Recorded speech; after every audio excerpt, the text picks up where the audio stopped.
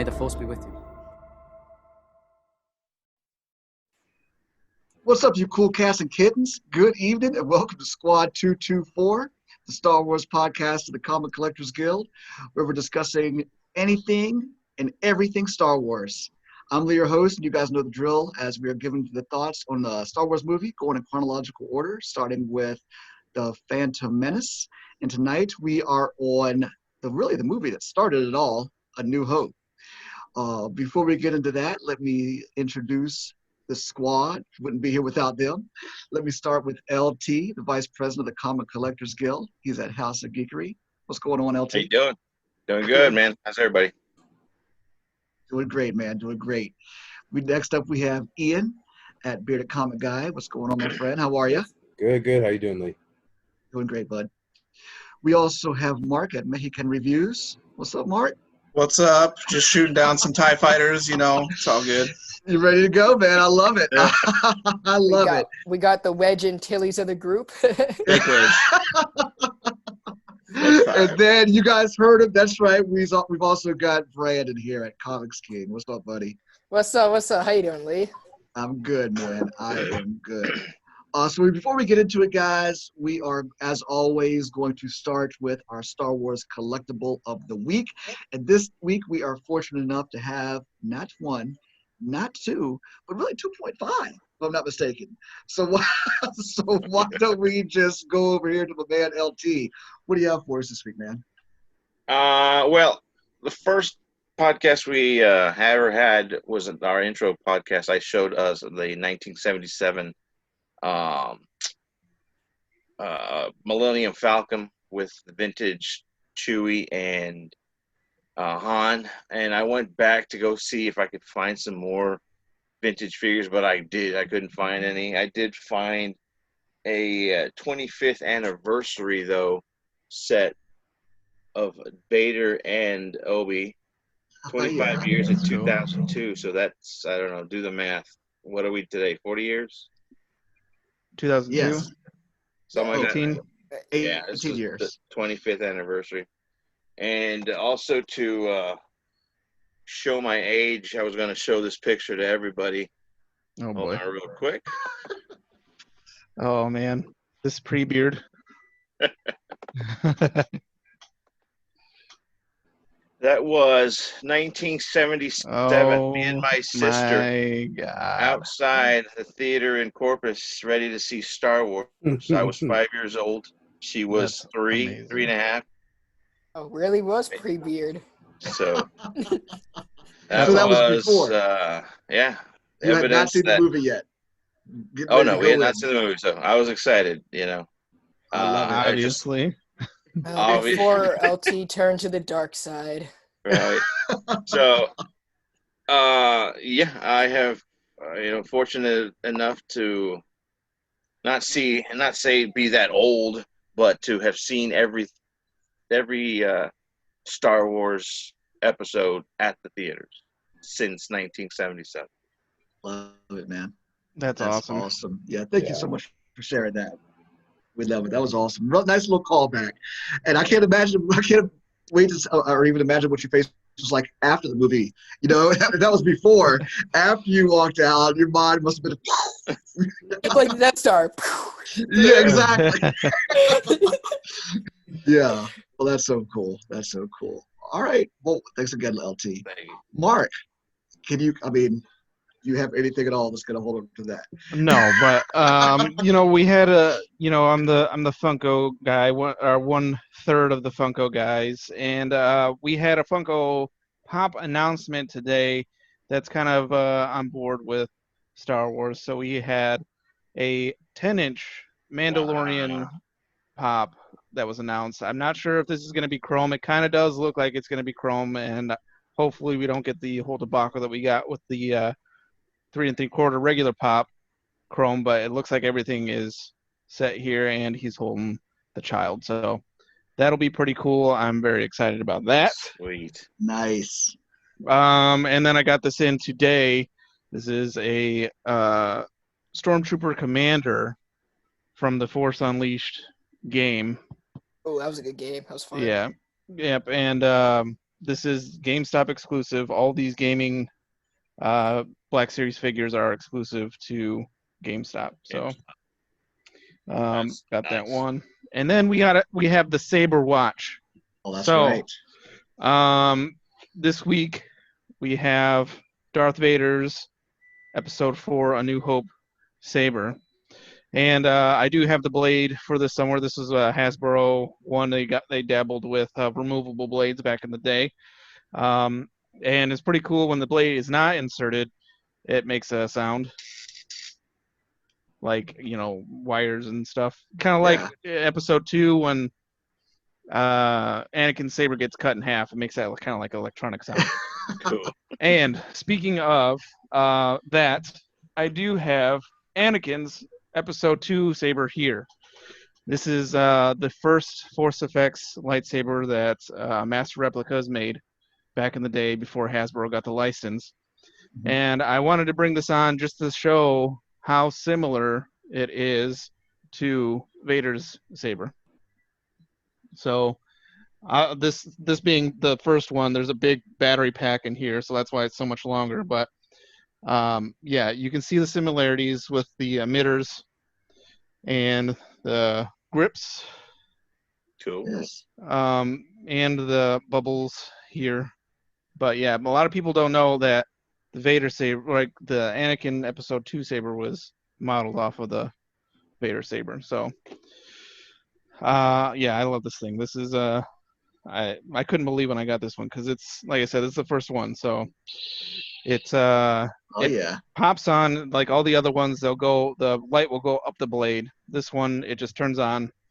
And like I said, the battery pack is stuck in here. It's the other ones, they come out, but this one's stuck in here. This whole bottom part comes off, and this thing's awesome. That is awesome, man. So that is. Thank you so much. Yeah. Yeah, guys. You guys outdid yourselves tonight. Very cool things. Very cool things. Well, guys, as we... What was that, bud? My bad. No, it's all good. So, guys, I guess without further ado, why don't we just jump right into it? Yeah, as we said, tonight we are talking about A New Hope, the movie that started it all. I mean, without A New Hope, well, I don't even know. I guess we'd just be solely Marvel fans or DC. I don't know. I mean, or Star Trek. I don't know. We'd be something else without that. But no, it started off. So let's get into it. What were your initial thoughts of the movie, LT? Oh boy. Well, as far as I can remember, being blown away and immediately wanting the damn little figures that, obviously came out at the same time. Story-wise, little did we know who Darth Vader was, who Luke was, who, we didn't know they were twin sisters, brother and sister. I still didn't know they were twin sisters. Yeah, I mean, Luke whines so much he could be a sister. So little whiny. We didn't know the story and history of Obi-Wan. We didn't know a lot of it, and everything, was brand new to us and brand new to the story-wise. And I do recall just being blown away by the visuals. I mean, if anything, I can just remember the battle scenes at the end and the trench scenes and the Death Star. Much of anything else I do not remember. But I mean, having seen that movie like 100 million times since then, it never gets old. The story never gets old, and no matter what iteration you see, the original, the digitized version, or the new whatever special edition. Yeah, special editions. It's still good. But it holds up the test of time. So Do you have like laser discs and VHSs of the original cuts? I have the VHS. Yes, I do. There you go. Laser discs, I do not. That's what's up, though. I don't know if it's the original or it's a special edition, but I know I have the VHS tapes. Right. I know my mom has the VHSs because that's how I saw them the first time. and I've always thought about stealing them from her. Yes. So, That's funny. No, it's funny you bring that up. I actually have the VHS of both the new or the special editions. 'Cause I think when I bought um, the other ones, like maybe a year or two, or maybe before the other ones came out. You know what I mean? So I was lucky enough to be able to have both of them at the same time or whatever. But yeah. what do you guys prefer? Now that we brought it up, I mean, let's just. I mean, I do you like it's I'm sure that you guys prefer the original theatrical cuts. Yes. I mean, Yeah. the grainy, the cut, the grain, all kinds of green screen mishaps. So you see, Yeah. you People hitting know, their head on doors and stuff. hitting Stormtrooper. um, for me personally, I was introduced through the theatrical cuts, but I grew up on the um, special editions. So I kind of prefer those. There's a couple things I could do without, obviously, but for the most part, I'm in the camp that I believe that it's George's story. He deserves to tell it how he wants to tell it with the technology that he wants to use. So um, now we are officially done with any kind of George Lucas tampering to the original thing with Sure. the release on Disney Plus. There was one more line added into the Disney Plus editions, and now it's done. So Is that with the Greedo piece, or no? Am I wrong yeah, about that? Yeah. yeah. Okay.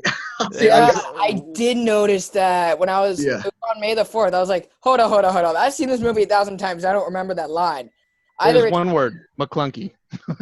yeah, I was like, either I'm tripping because it's 2 a.m. and I'm watching this, trying to finish my marathon, or this is something new. But Apparently, it translates to something in the line of like you're gonna die a horrible death or something like that. yeah, because I So had the subtitles on, so it translated to something like that.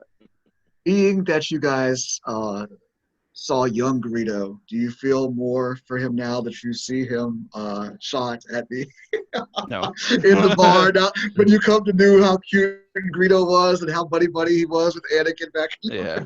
In that deleted scene, yeah, no, I'm good. I mean, in the Clone Wars, he was kind of a pushover, so I was kind of like, "You're still a Yeah. pushover in A New Hope, nothing." What was it? He was hired by It was in season 2 of the Clone Wars, where Greedo like kind of got in trouble by dealing with another like bounty hunting company. He like jumped ship on Jabba, and Jabba like kind of went off on him. Yeah. Like, Greedo. Ian, That guy. what were your thoughts, man? So I saw this, at a young age, and similar to how you guys saw it, but not, in theaters and whatnot. It still amazed me, and seeing it in the '90s was still, a big deal to get to see the lightsabers and go through all these action scenes in space, and this whole new galaxy of Star Wars, and and then just without seeing figures was young for me as well. So I remember getting a Millennium Falcon. I remember getting all this stuff, and I absolutely loved it. And that's like, really kicked off a lot of my collecting and whatnot. So I owe a lot to A New Hope just for that.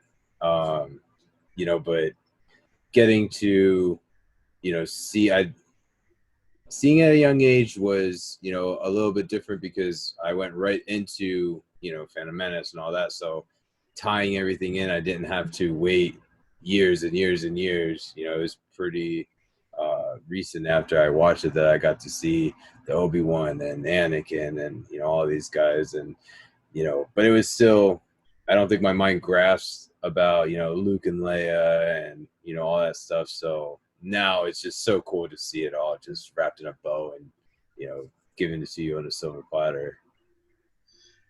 Well, this just occurred. Sorry, go ahead. I said exactly. Oh, yep.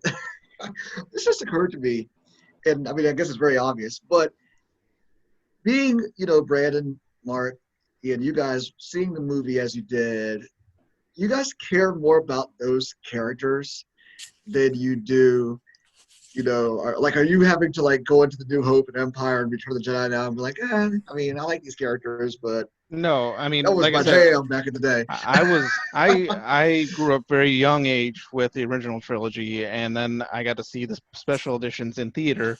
So I Yeah. had been watching those movies for Gotcha. years before I got to before Phantom Menace came out. So the original trilogy is So this is for home. you. It's really, Yeah. gotcha. Well, then Yeah, I guess it's probably directed towards you guys then. yeah, and I'm like similar, not as hardcore as that, but I was still Luke, Leia, Han, Chewie, Gotcha. Vader, like The Falcon. Right. Yeah. So for me, my favorite character of all time in Star Wars will be Vader. No one can tell me different. It's always Vader. And he's even my phone case. See, I got the Vader right there. So this There is you my go. This is my collectible for the night, I guess.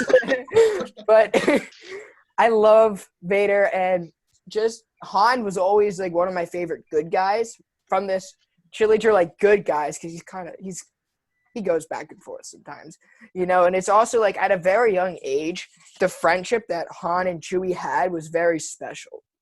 And that to me was one of my favorite parts. The Millennium Falcon is awesome. Everything's awesome. So there's like, for me being, probably younger. Well, yeah, I'm the youngest person here, so it still has a big weight on my generation, on people my age.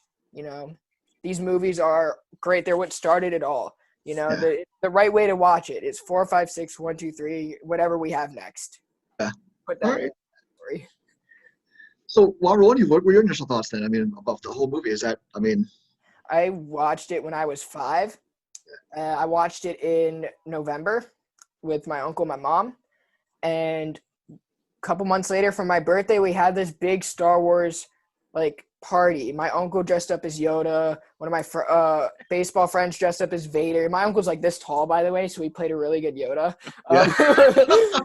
He's gonna kill me for saying that. He's probably gonna be listening to this.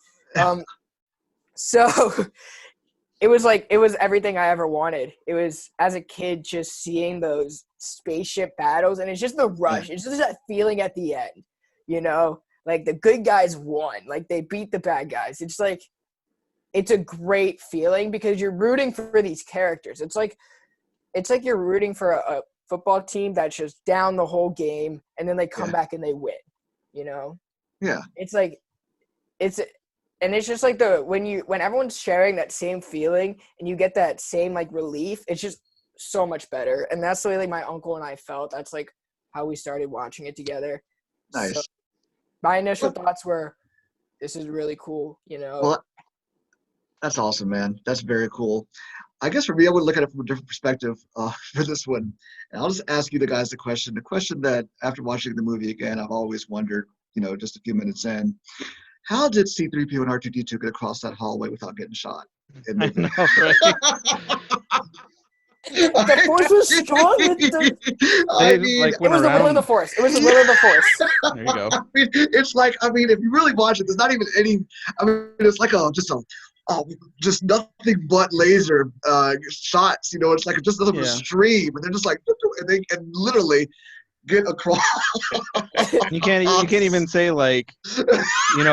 R2's at a different height from the blasters because there's rebel soldiers that are kneeling and shooting. So it's like, I know. I'm sorry to take a little. I mean, technically, they've been dodging bullets since the Clone Wars and before that. So what's this to be any different? I know, but it really just struck me again watching it because I always have that initial thought when I watch it. I'm like, how did they do that? But no, another thing too, which occurred to me this time, I never thought about it before, and especially not seeing it for the first time, never seeing the other films. But again, I'm being really nitpicky just watching it. But I'm wondering why the stormtroopers, when 3PO and R2 get into the escape pod, and the stormtroopers like, oh, it looks like it was a faulty, So, or maybe there's I do have a answer for that. Oh, I see. That's why I'm asking. It's propaganda. Okay, there was a big at this time there was a big thing on shots fired to kills. It's kind of like a contest inside of the Empire, and there's a propaganda thing. So when the escape pod goes off, they don't read any life forms. They're not going to waste the bullet to take out this escape pod that doesn't have any life in it, so they don't get, because they're not going to get any kills. Okay. Wow. See, Wow, I'd never heard of this that. Yeah. I've never heard of anything like that. That see, has this, recently come out, so guys, this is why you listen to us, okay? Because we will Yeah. drop the knowledge on you like that. All We right. got I've Mark as got our facts. inside man of Squad Yeah. 224. Mark is our secret spy of the group. I got facts for days on this movie, so I kind of want to go into them as they come up, but I don't want to ruin a certain point of view for you guys if we were to ever read or listen to it. So I'm kind of torn because there's a lot of cool stuff that comes out in that book, Well, that's but awesome. I would say keep dropping the knowledge for me because I don't know if I'll ever read that book. So, Okay. I mean, I don't want to speak for the team, but yeah. Don't So bother me. if anything comes Brandon? up, Well, why are you talking to the Padawan first? Talk to the other two. Because the other two had said they're fine with it. Now it's your turn. Oh, I'm good. I'm good. Okay, so R4, right? The red droid that they buy first before Right. Yeah. R2, he actually made his motivator go off. He did that on purpose because R2, when he gets in there, so R4 has been on the Sandcrawler for years, and he's very excited to be getting off. They're repairing him because they're getting ready to sell to the Lars farm, and he's like, I'm gonna get sold. I'm excited. And then R2 comes on, and they're communicating and tells him about the mission that he's on, and he needs to get off it. R2 actually tried to sabotage R4, and R4 woke up and like, hey, what are you doing? So R2's like pleading with R4 to let him, be sold, do whatever you can. I need to get out of here. And then, Owen buys R4. They're going off, and R2's like moving around and stuff, and he's like pleading for R4 to do something. And in that moment, R4 made a decision to pop his motivator and let R2 be bought instead. well, look at there. I mean, Wow. I heard something about that. Like, I'm not gonna lie, I did hear something about that. Brandon, don't try to be cool now. No, I'm not. I'm not. But I actually heard something about that No, I'm just like a joking. while ago. But I'm sure you did. The stormtrooper that Obi-Wan mind tricks, Yeah. is the same stormtrooper that bonks his head on the door. That's cool. He's still feeling the effects from the mind trick, and he's like thinking and not paying attention, and he bonks his head on the door. So they try to kind of. I didn't know that. I just always thought that dude was just a first class klutz. He definitely was, because this is that book is just an entire book of retcon, so they can like try to explain Yeah. things, but it's really fascinating. And I think the biggest one I heard, the biggest like, oh my god, from the book, not in a bad way, it's just wow. So TK429, he was a mechanic kind of, and he would repair droids and stuff like that. And he messed up and kind of was repairing this mouse droid, and it went off. TK's got his helmet off.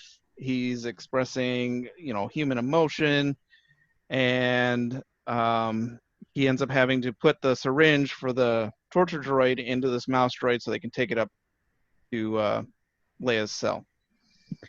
So as it gets there, it drops it off. Tarkin shows up, and the mouse droid takes off and trips Tarkin. Okay?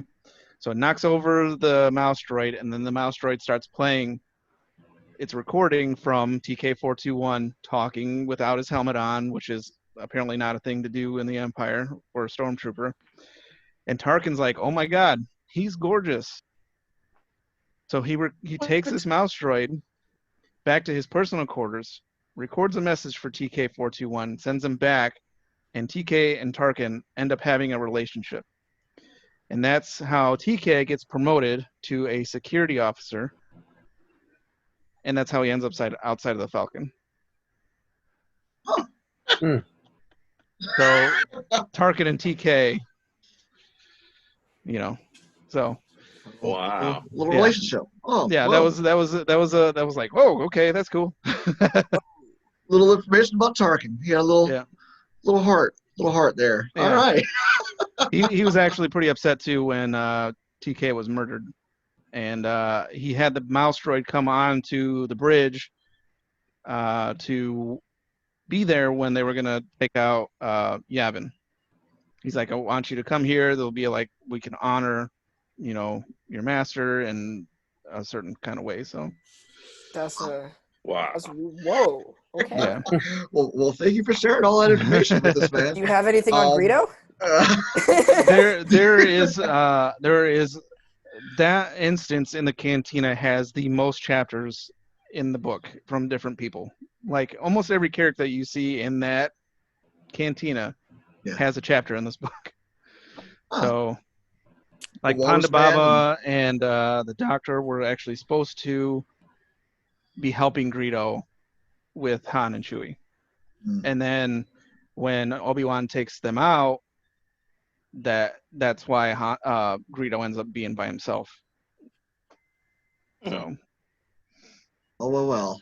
That is really interesting stuff, man. I definitely thank you for dropping that on us tonight. I definitely wasn't expecting it, but now I'm happy to know that there's something out there that answers all these questions. And we should have you on here just to interview you about the book one day all on your own. Yeah, I mean, Squad 224 exclusive news. Exactly. Yeah, man. Well, no, that's very cool stuff, though, Mark. That was awesome. So I guess I'm sorry, was that it? I didn't mean to interrupt for you. Yeah, you're good. Okay, cool. Well, well, I guess we'll move on then. I guess the only other thing I wanted to say before my initial thought is there's an interesting piece of dialogue that Obi-Wan says that I also thought was funny, considering the stormtroopers known for their shooting. Is he makes a reference to how accurate the they are. Sandman. Yeah, he was like, they're known for their accuracy. And I was like, I had never noticed that before, and I just thought that was very funny. But wait, is there a reason for that? There's just theories that, stormtroopers were instructed not to kill them. Oh, gotcha. Oh, well, all right, well, cool. That was also interesting. But anyway, that was just one of my last initial pieces of the film. So I guess we'll start with LT. What was your biggest, or what do you think was the movie's biggest strength in the standout character? I would want to say Luke, but I was partial to Han the whole time just because he was a I don't care type gunslinger, smuggler, scruffy looking nerf herder. I think his swagger throughout the whole film really made the whole story strong. I mean, granted, we do get to see Luke grow up through all the way to Jedi and through all the way to the end, but he was a whiny little bitch, if I could say that. I was gonna go into Tashi Station to get some power converters. Oh my gosh, one of the worst line deliveries in the world. I mean, yes. He sounds like his dad. He drops, it's just not fair. I'm like, That's oh my true. God. The whole time, that's all I heard was freaking Christian. Oh my gosh. Good So, point, guys. yeah, I think Han stole the show only because, like I said, his 1970s swagger, he was a gunslinger. He was, he was everything, you thought an old Western smuggler would be. It blew Harrison Ford up. I mean, that was the movie that made him a star. Oh, yeah, I mean, That's what made him Indiana Jones. He went from Jones franchise trilogy. to franchise to franchise after that. You know what I mean? He had to run a franchises there for a while, But no, I mean, to your point, yeah, he definitely was. I mean, his swagger and all of that. I mean, that's what made Han the standout character, 100%. Awesome. Who else? Mark, what did you think of? Who was the biggest standout character for you? I'm gonna steal Brandon's. The movie's Vader. Yeah. Vader, like Brandon, my favorite character in all of Star Wars is Vader. My guy. He just has this imposing and intimidating stance. Like you get to see that he's ruthless with in the meeting, He's taken out X-wing pilots left and right, so you know he's capable. He kills Obi-Wan. Like you're like, oh my god, this guy is a menace. And you know, I was glad to see with the prequels, you know, you give him some humanity back, but like, and you know, with Jedi, future spoilers, you know, he gets redeemed, but yeah, Vader, he's one of the greatest villains of all time. So he's up there with, you know, the Joker and Voldemort. Voldemort. Yeah, like Yeah. these are Hmm. our villains in pop culture. So Oh yeah. What Man, strikes he's- me, yeah, what strikes me about watching the movie is going back is when and I always have to be reminded. It always kind of after a long time of not seeing it, seeing Vader like actually reporting to someone else a yeah, little bit. You know what I mean? It's kind of the taken aback when you go back and watch it and right, you're and you reminded know, that he used to. Brandon can talk to this too. We can get on something that he actually knows. Wait, um, what, with the Vader comics, like after the Death Star gets blown up, he has to end up answering to more people. He's not allowed to do whatever he wants. He's not this Sith Lord. He's not, you know, like he's an apprentice at that point. yeah, he's not Yeah. number two to the Emperor. He is like He's in deep you're shit. going to be reporting to these people. Right. So Um. Yeah, I guess to piggyback off what Mark said is we didn't see like the Emperor, we didn't see anything, so we were introduced to Vader as this is the dude to fear, you know. Um, we'll get into the next episode and how when we first saw Emperor Palpatine, how that kind of was a weird transition. It was a cool but weird transition. But I mean, we saw Vader from the get go, like just going through everyone, you know. And it was like after a battle scene, how Vader just made his way, stepping over those rebels. Is like he's up there. He's of high importance. He's choking his own high staff. You know, lifting Antilles off the ground, like oh yeah, like that Dangling. was my guy. I love Antilles. I love the Lego game too. If we're gonna point something out, I was playing it on my computer right after I saw the movie too. You know, I got the oh my gosh, I feel old saying this. Like we had CDs that actually went into feel old. computers. Yeah. What? I just showed you a picture from 1977. Well, if I feel old, I can only imagine how you're feeling, LT. But oh my goodness. yeah, it's But not like we had an iPhone to play it on. But And another cool little fact: Antilles didn't know what was on the transmission from Scarif. He Right. didn't know about it until he heard Vader talk about the Death Star plans. Right. Mm. And yeah, like Vader's a guy. Vader was the guy of the movie. You know, he did it all. He used his lightsaber, he used the Force, and he had that like commander status. And he was like flying around killing people. You know, that last scene, the Battle of Yavin 4 was Yavin 4. Thank you, Mark. Thank you, Mark. Yeah, the Battle at Yavin 4. Youngling. Padawan. It's one of the most classic scenes in all of like movie history. Like that kind of landmark as like a movie is amazing. You know, just like all those effects. It hasn't been seen before. This is what led into Star Trek. This is what led into all those things. If we didn't have this, it's just remarkable to even watch. I totally agree. You see it now. I'm noticing it now more. Either I'm just paying attention or because of how far our up-reses have come. Watching it in 4K, like you can see David Prowse's eyes so much more in the 4Ks than I ever noticed before. Oh. It's like when he's flying in his tie, you can see David Prowse's eyes through his lenses. Yeah, it's like a real I noticed that before. faded tint that you can see through. Yeah. There's a couple other scenes when he's just, you know, on the Death Star. You can see it too. It's really interesting. That's cool. I'll have to check that out then. I definitely hadn't noticed that before. Ian, what do you think, man? What was the biggest movie strength, or the movie's biggest strength and standout character?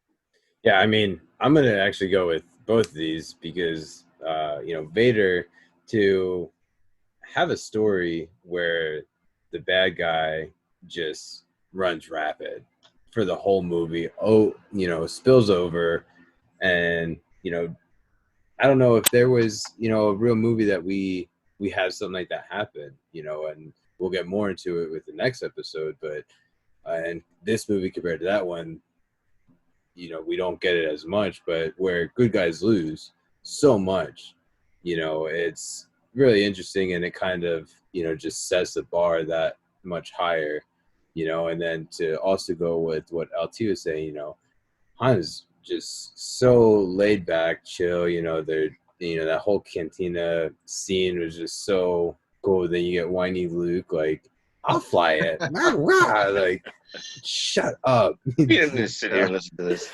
Yeah.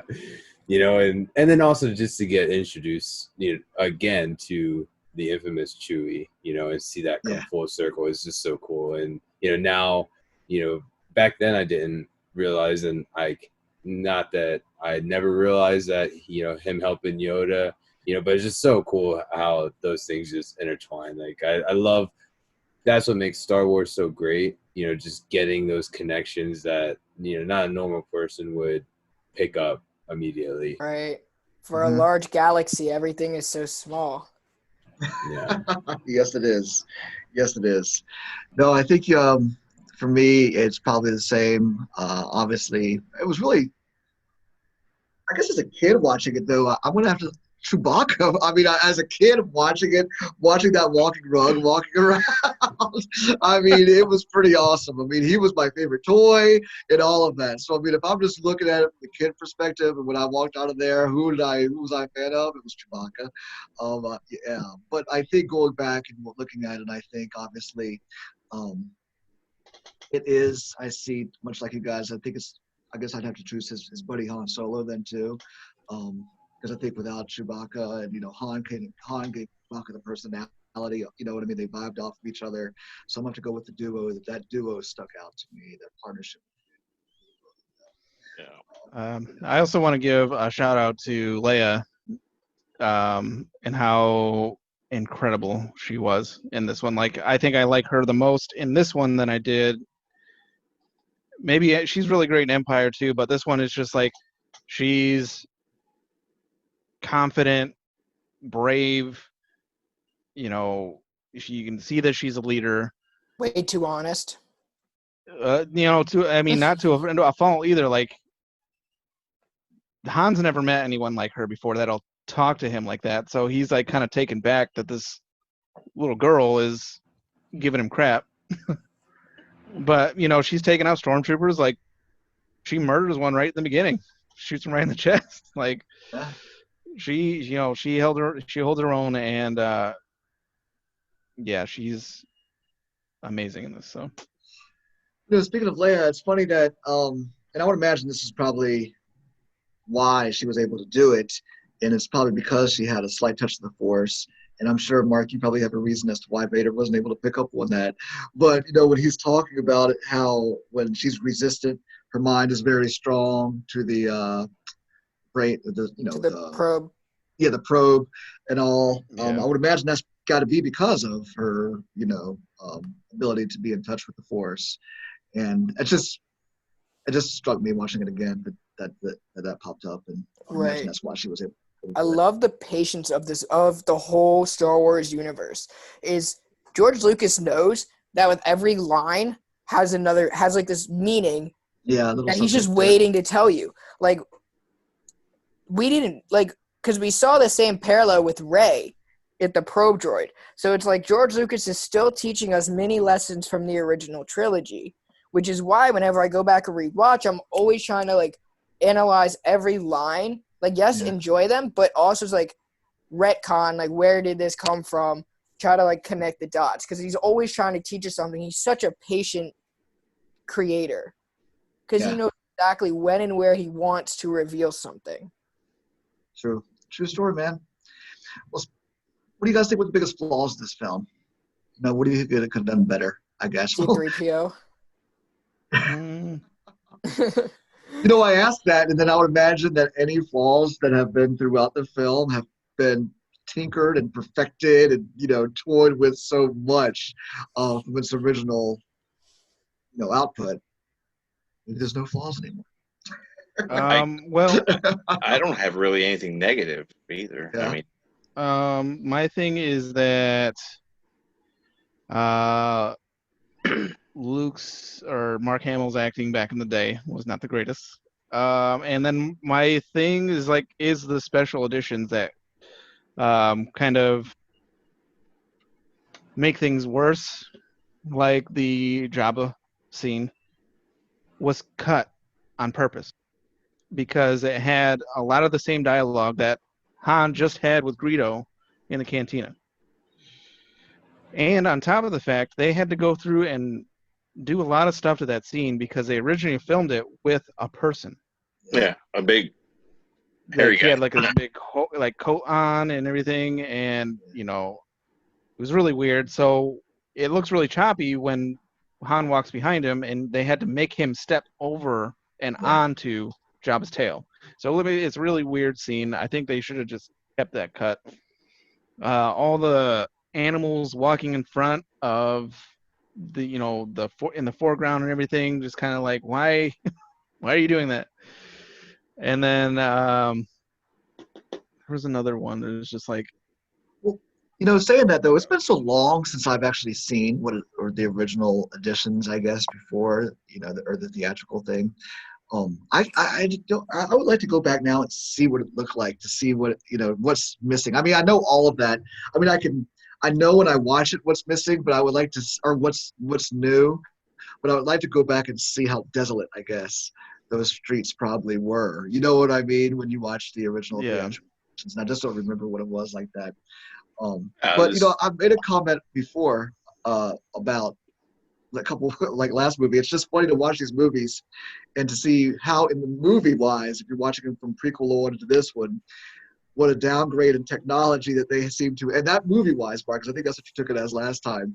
But just like in the theatrical or in the movie world, I guess. You know what I mean? How it the thing is that I don't know, what happened, because the empires at their might, they have all this money and technology, but maybe they're putting that towards the creation of the Death Star. So their fighters and stuff, then I don't know if they're really a downgrade either, because it was more of just a joke, because how yeah, well, the thing is, and couldn't too, do what like they the could do then. rebels they are now oppressed, so they don't have the resources to get these new fancy ships and stuff like that. They have to work with what they got. Good point. That's how I always kind of like justify it, because definitely, like, you got the Clone Wars era and you got all these like amazing high-tech ships flying around, and then you get to here and these X-wings are like hot rods and stuff. So exactly. No. What did you guys Brandon, flaws for you? So some of the flaws that I didn't really like was just sometimes the movie got so slow. I wish that when we were learning about like Uncle Ben and Aunt Beru, we could have had like more of a steady plot. It was like kind of took a break at times. Now I'm just being nitpicky just for the sake of this section of the podcast, because this is my least favorite section of the podcast when we talk about our flaws. Because I've always seen Star Wars as like the best thing ever. This is kind of like it's not as great as I love it to be, So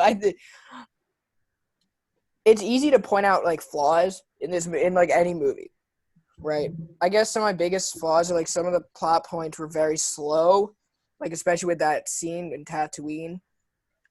Just until we met Han, it was kind of slow on Tatooine, Yeah. I really didn't care for C-3PO in the movie because I have a very I get it, he's a droid. You know what? There's only so much he can do, but there's a point where it's too much to where it's a little bit boring. So with just him and R2, I was like, when C-3PO is the most exciting character, I'm like, yeah, no.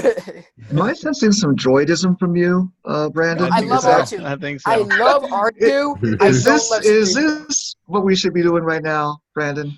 No, I'm just kidding. Oh man, I can't even I make any love jokes. I'm not even gonna R2. make any jokes. Okay. Don't get me wrong. No, I I'm love just joking. R2. R2's like my little homie, but I don't like we C3PO that much. like I said in week 1, if there was no R2, there would be no Star Wars. Yeah. I love R2. I love True. R2. I just don't love C3PO. He's not for me. Ian or Mark? But what sidebar, there's again back to this book. There's a couple of heartbreaking chapters. One of them is Aunt Beru in the afterlife talking to Luke and how proud she is of him. It's really hard to read. That's like Aunt May talking to Bear, or Aunt May talking to Spider-Man after she's dead. I was gonna make a Flash reference, but then I switched it to Spider-Man. Because you hate Barry Allen, so you hate fun. So. I just read the recent Flash issue, so it's like stuck in my mind. One of my favorite moments in this movie is a slow moment. It's my favorite moment in all of Star Wars. It's my favorite song in all of Star Wars, and that's the Binary Sunset. Oh, that was good. That was a good part.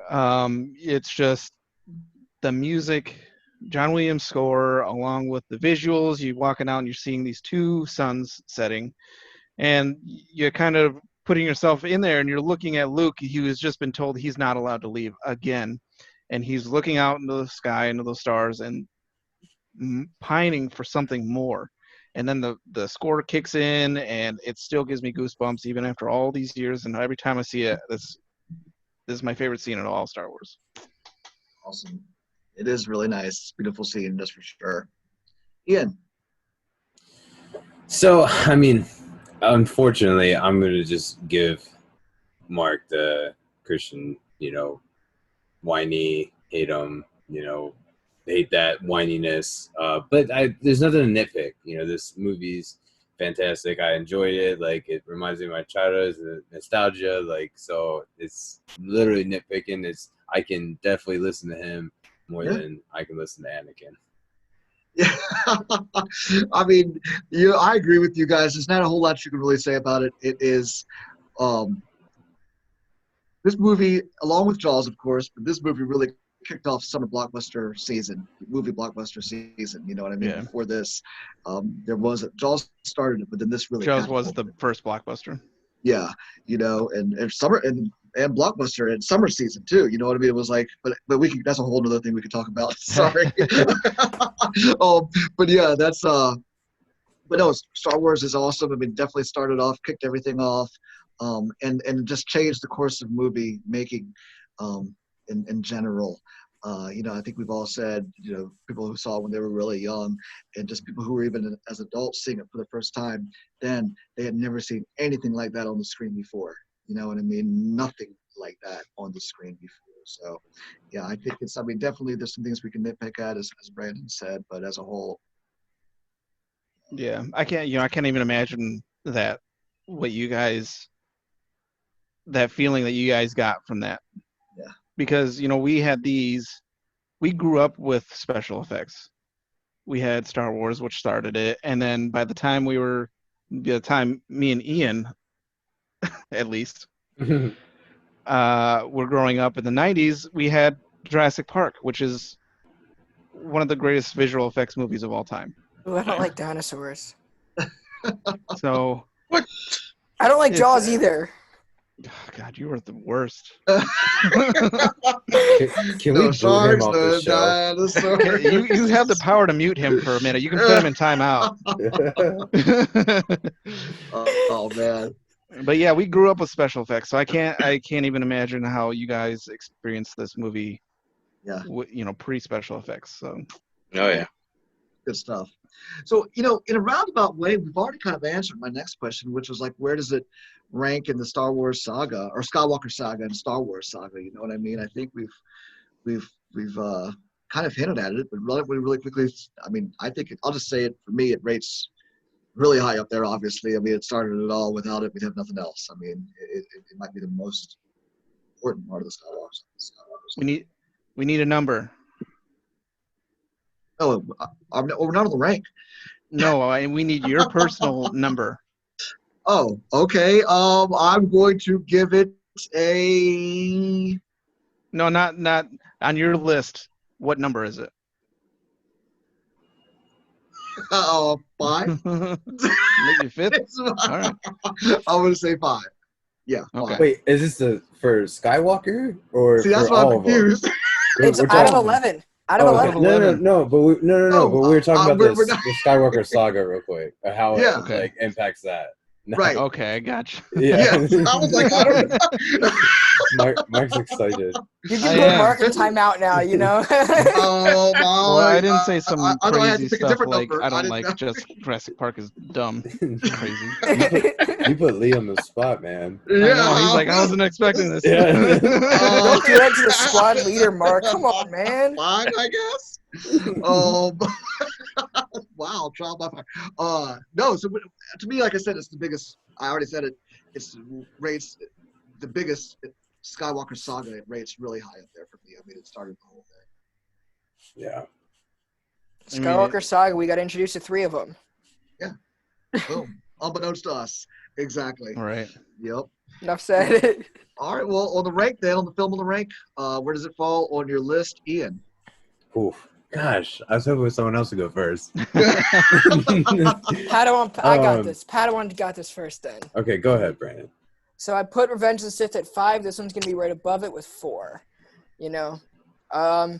Again, as a young guy, this movie still hits my generation hard. It's what got me into Star Wars. And more importantly, it's what started all my relationships. Because even going into elementary school, Star Wars, like, was how I communicated with other people. I was like, do you like Star Wars? Do you want to be my friend? That was exactly how I addressed people in elementary school and kindergarten. That was it. So I just put myself out there like that. But you know, we said this in the first episode. Star Wars is something that builds relationships. You know, it specializes in small relationships that are like unbreakable. So like what we have here, you know, this is our like original gang. It's like Jake, you're included. You're not here, but you're included. But look at Star Wars has He's here. brought us together. His little Force Ghost is over there. You don't see him? Oh, I see him. He's right below Mark. Yeah. So it's this is a great movie. Number 4. All right, Good for you. No, it was either gonna be 4 or 5. So I'm going to choose 4 as well because I don't know what else. I have a couple that's gonna rank higher, but I want to set it up high because New Hope was good. my man. All right. LT. I am going to go out on a limb and say 3. Ooh. There are 2 more that are better of all of them, and you know, we'll eventually get to those. But 3 as a real starting point, especially how from seeing it originally back then. Yeah. Rogue One better be above it. Rogue One better be in your top 2. Future spoilers, okay? It's a teaser for our viewers. For episode 11, yes. Mark. Hey, if they can stay with us through 11 episodes, they ain't leaving us. Yeah, that's true. I also have it at number 4. All right. My man. Number 4. It's interesting that we all are falling right around the same spot. I'm going to stick with my 5, as I said earlier. You know, I gave all the reasons why it's there. This was a fantastic film all around. Just all good stuff. A New Hope kicked it all off. 1977 was a fantastic year. It's just solid. It's one of those solid movies. Yeah. Yep. Well, guys, that might bring us to the end of the show. Before we go, does anybody have any announcements? Yes, we have to vote on what we want it at as a squad, as a comic collectors guild. Well, it's number 1 now, right? Is it? We all Yeah, ranked because it's above any prequel. Okay. Yeah. Well, yes, that is it. I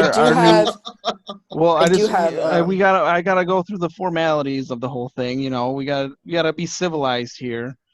You know, our new ranking: number 1, A New Hope; number 2, Revenge of the Sith; number 3, Phantom Menace; and number 4, Attack of the Clones. I don't see Attack of the Clones moving.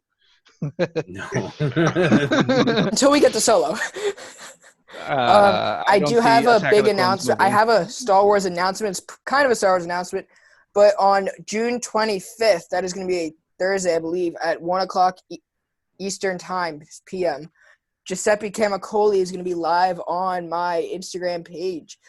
He is the artist on Vader with Charles Soule, and that was just an amazing comic book series. It's actually in my top 5 of all time, just because of what they did with Vader. And it was basically an introduction of Fortune's Vader, which was what it was leading up to. Okay, so what we saw in Rogue One. So I'm super excited. Giuseppe Camicoli is one of my favorite artists of all time, and his Vader run made me fall in love with it, with his work. So I'm super excited to being allowed to announce it. I've known about this for a couple weeks, couple months, actually a month now, and I haven't been able to say anything. So now I can finally say it. Yeah. Giuseppe Camicoli, Comics Kings. Well, that's awesome, man. That's very, very cool. That's great stuff. So, guys, Yeah. and when is it again, Brandon? June 25th. So it's going to be about a week and a half after the Sinclair interview. So I got Sinclair this Sunday, Alex Sinclair, and then I got Giuseppe Camicoli. And then we have Sin of Grace coming on June 21st, Steve Orlando on the 28th, and Alex Saviuk on July 15th. Those are all that I can announce. Real That is quickly, awesome. I forgot I was going to announce something too. Throw it back in there. Go ahead. We just added a couple more T-shirts to the Guild store on TeePublic, featuring our podcast Squad 224. Lee, that Chewbacca's for you. Yes, it is. We've got Chewbacca in his, furry glory, and we added. Where are you? We should get like ugly sweaters for the holiday season, Oh yeah, these are fantastic. And we should all get our own character, I call Rex. I call Anakin as a Padawan, I gotta stay true. There we go. And we have the Clone Trooper Squad 224 podcast. I like it. So 2 more additions to our ever-growing library of shirts. Go to our website. The direct link is there to all our new shirts. We are adding shirts, designs almost every day. So appreciate you go in right now. They are most of them are on sale, so take advantage. Nice. There we go, guys. How's that HBO Max? How is it? Right now they've got a lot of stuff. They've got their own DC channel going on there too. So no way, right on. Just kind of some breaking news. Just announced a couple hours ago. I've been talking about A Certain Point of View, the book for A New Hope. It's just announced that there's going to be a Empire Strikes Back, A Certain Point of View, coming out on November 10th. So that's something to get excited for. Holy shit! Shoot. Yeah. 40 stories celebrating 40 years of the Empire Strike Back. Right on. That would be very cool. Actually, I'm glad you even brought that up tonight because I had no idea. The things you were sharing with us was actually really awesome. So definitely appreciate you that. Looking forward to there's a whole chapter from the Dianoga, the little thing that pops up in the trash compactor. Is the whole chapter from the point of view of that creature. It's like I'm just trying to hang out here in my little trash and relax and with these people. Yeah, I was having a jacuzzi until these people came in. Yep. It was a spa day for me, you know what I'm saying? It's a spa day. Right, lunch. Oh, look, lunch. Oh, that guy, the blonde one, mine. He's mine. He's tasty. Well, guys, that brings us to the end of the show. We appreciate you guys joining us today. Please let us know what you thought of the show in the comments. And while you're at it, check out the website at commoncollectorsguild.com. Please remember to follow us on Instagram as well as subscribe to our YouTube page.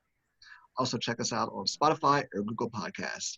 Guys, it has been a pleasure as always. And everyone, have a great week. Yeah. You too. Next week. Force be with